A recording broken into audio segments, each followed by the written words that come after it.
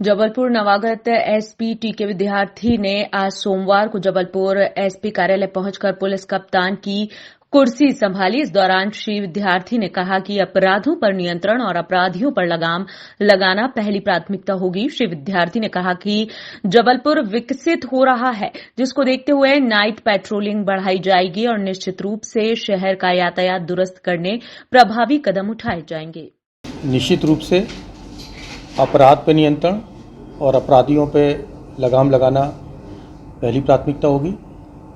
मैं चाहूँगा कि प्रोफेशनल ढंग से हमारी जबलपुर पुलिस लगातार अभी भी काम कर रही है और आगे भी इसी तरह से काम करती रहेगी।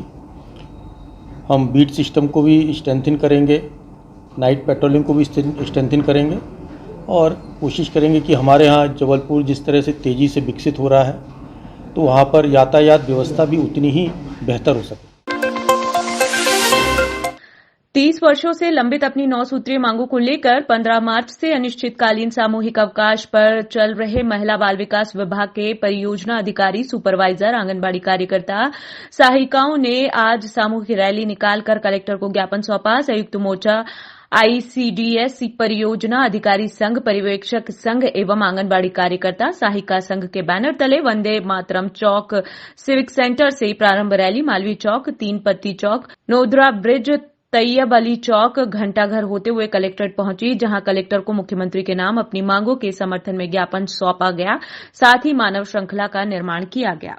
आज ये संयुक्त मोर्चे की ओर से पूरा प्रदेश के अंदर ये जो प्रदर्शन, आंदोलन, भूख हड़ताल से लेकर के और जो सामूहिक अवकाश, हमारे सारा मोर्चा एकदम सरकार के खिलाफ खड़ा हो गया अपनी मांगों को लेकर के। जो महिला बाल विकास मुख्यमंत्री अपने पास रखे हुए हैं, उसके बाद में हमारी बहनें दर दर भटक रही हैं, आज भूखे पेट काम कर रही हैं और इतनी भीषण महंगाई जो बढ़ रही है, उस महंगाई में सरकार हमारी बहनों को देखी कर रही है, क्योंकि शासन की जितनी भी योजनाएं होती है वो आंगनवाड़ी कार्यकर्ता के द्वारा निचले स्तर तक पहुंचाने का काम आंगनवाड़ी कार्यकर्ता करती है। आंगनवाड़ी कार्यकर्ता रिटायर होने पे ये मांग रही है कि उसे कम से कम जिंदा रहने के लिए पेंशन मिल जाए और उसके बाद में उसे सरकारी कर्मचारी का दर्जा मिले, यही हमारी मांग। महिला बाल विकास परियोजना अधिकारी, पर्यवेक्षक और आंगनवाड़ी कार्यकर्ता सहायिका हमारा संयुक्त मोर्चा का संघ है और हमारे तीनों वर्गों की जो 30-35 सालों से जो मांगे लंबित हैं उसको लेके हम लोगों ने आज यहाँ पे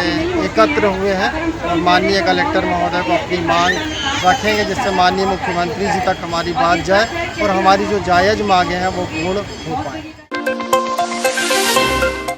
गढ़ा स्थित अंग्रेजी शराब दुकान को लेकर प्रतिरोध बढ़ता चला जा रहा है। विगत दिवस जहां कांग्रेस कार्यकर्ताओं द्वारा त्रिपुरी चौक स्थित शराब दुकान को बंद करने की मांग की गई थी, वहीं अब यही मांग विश्व हिंदू परिषद, बजरंग दल के लोग करते नजर आ रहे हैं।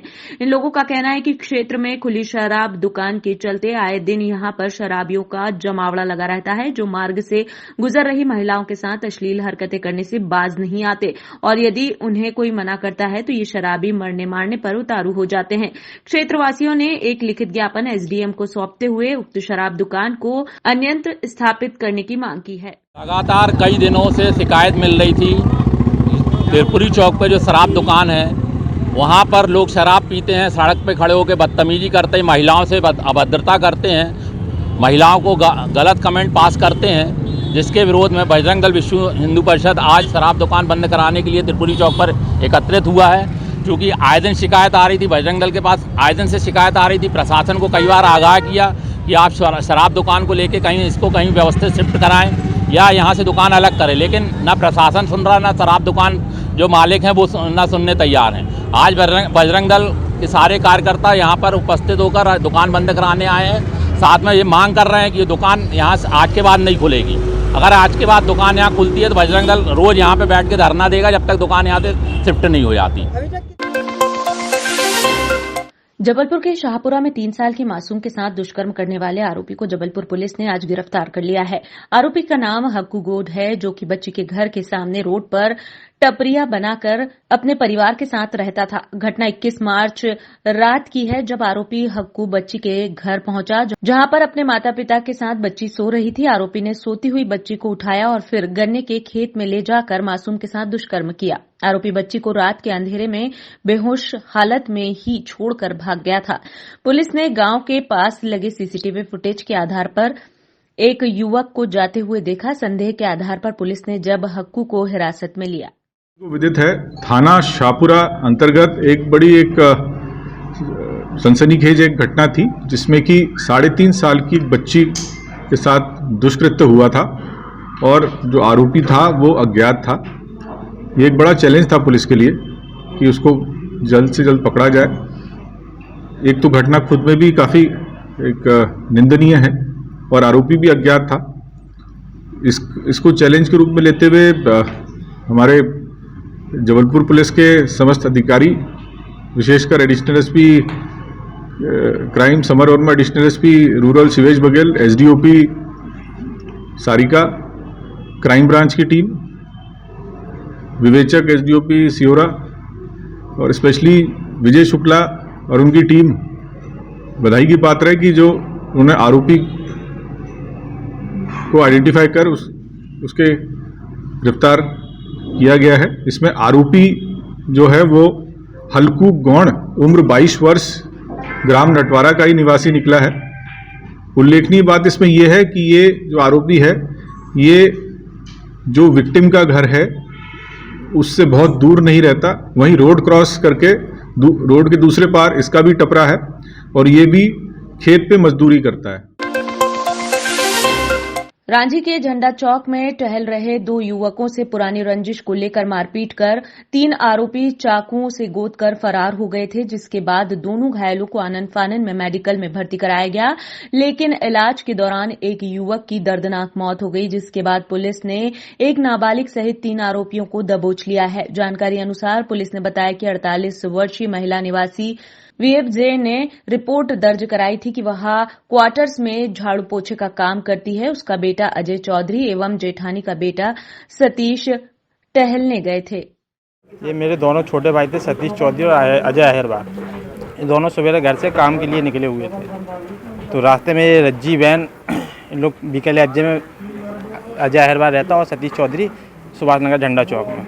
तो सतीश चौधरी निकले इनके पास काम के लिए, दोनों काम में जा रहे थे, टाइल्स मार्बल का काम करते हैं। अजय चौधरी मिस्त्री है और ये हेल्पर था। बरदा रात इनकी कुछ समझ में नहीं आई, ये लड़के लोग आए तो जो भी वाद विवाद हुए, पिए खाए, गाली गलौज करने लगे, जो भी नोक झोंक हुई इनकी। और बरदा रात में तो रज्जी बहन ने कॉल किया अपने मित्रों को।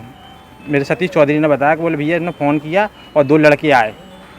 कहाँ से आए ये नहीं मालूम, बोले थे सुजल और क्या तो बोलते हैं हर्ष इनका नाम था। और डायरेक्ट इन लोगों ने चाकू निकाली और अजय चौधरी पे हमला कर दिया और जोरदार घात की। सतीश चौधरी उसको बचाने के लिए गया, जैसे उसको भी एक चाकू मार दी और जब वारदात मौके पे फरार हो गए, भाग के गाड़ी से निकल के भाग गए। राहुल गांधी को सदन से अयोग्य घोषित करने का मामला दिन पर दिन तूल पकड़ता जा रहा है। कांग्रेस लगातार इस मुद्दे को लेकर मुखर हो रही है। जगह जगह केंद्र सरकार के खिलाफ प्रदर्शन किए जा रहे हैं।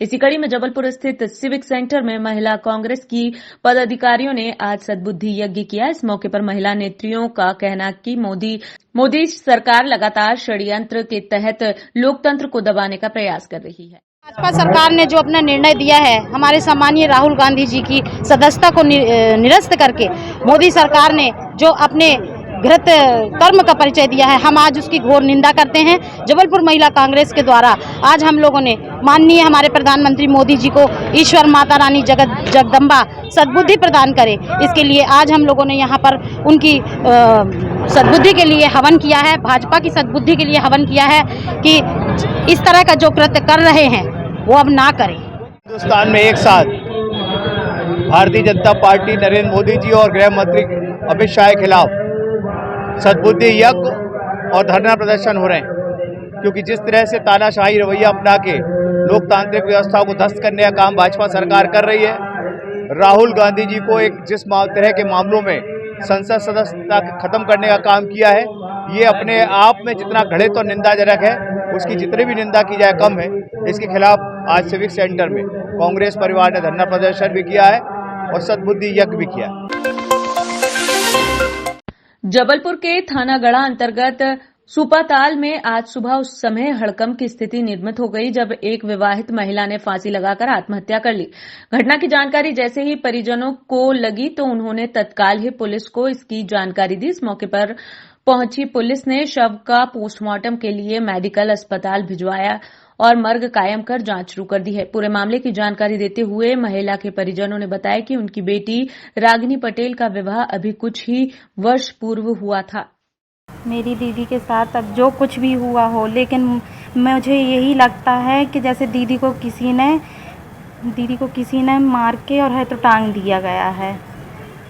हमको तो कुछ नहीं पता चला था। पहले भी बताती थी दीदी हमसे कि हमारे ससुराल वाले बहुत परेशान करते हैं, सास ससुर नंदोई सब लोग बहुत परेशान करते हैं, लेकिन हम लोग समझा देते थे कि दीदी ससुराल है, आज हम भी ससुराल में हैं, तुम भी ससुराल में। हमेशा वो किसी से नहीं बताती थी और हम लोग समझा देते थे। मम्मी से बताती थी, तीनों बहनों से बताती थी, लेकिन हम लोग समझा देते थे। लेकिन वो बोलने लगी कि अब बहुत हो गया, अब हमसे नहीं सहन होता है, बहुत ज़्यादा हो गया, जिस सास ससुर बहुत परेशान करते हैं।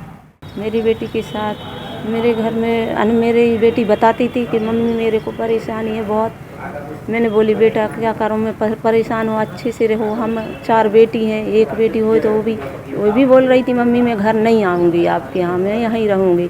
मेरे पीछे 3 बहन भी हैं मेरी। सास ससुर परेशान कर रहे थे और नंदोई और भनेज उनकी हद से ज़्यादा परेशान करो। हमको ये है कि वो किसी ने मार के लटकाया है, वो मर नहीं सकती।